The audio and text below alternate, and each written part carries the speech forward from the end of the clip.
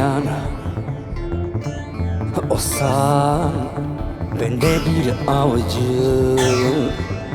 Anlasam mı çöllerde saz ile seni, bulunmaz dermanı, yoktur ilacı.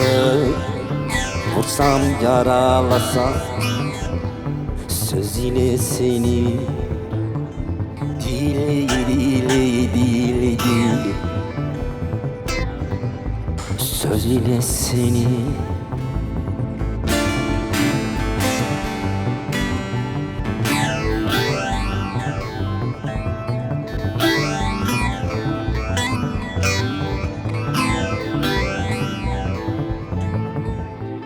Koyun olsan otlatırdım yaylada, tellerin olur bazdım ayrada.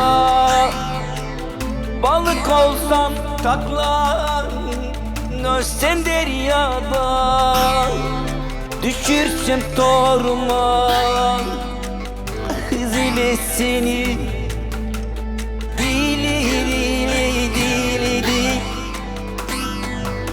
hazinesin ah.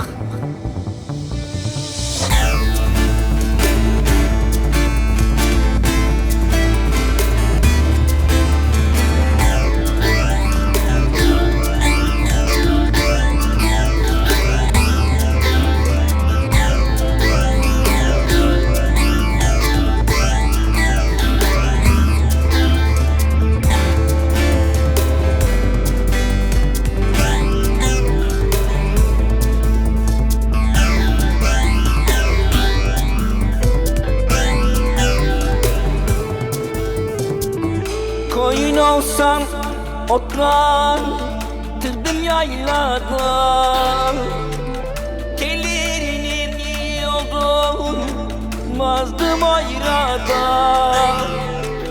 Balık olsam takla nösen deryada, düşürsem toruma hız ile seni, dile dile dile dile, hız ile seni. Koruma sevdiğim güzelim değil, bağlanma karayı ağlar giyin. Ben bir çoban olsam, sen de bir koyun, beslesem elimde tuz ile seni.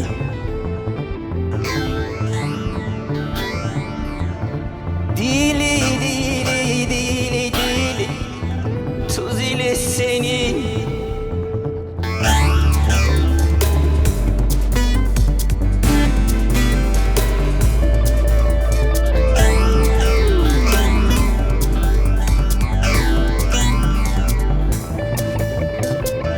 Ve sevdir ismini koymam dilinden, ayrı düştüm vatanımdan elimden. Kuş olsan da kurtulmazdın elinden. Eğer görseydim göz ile seni,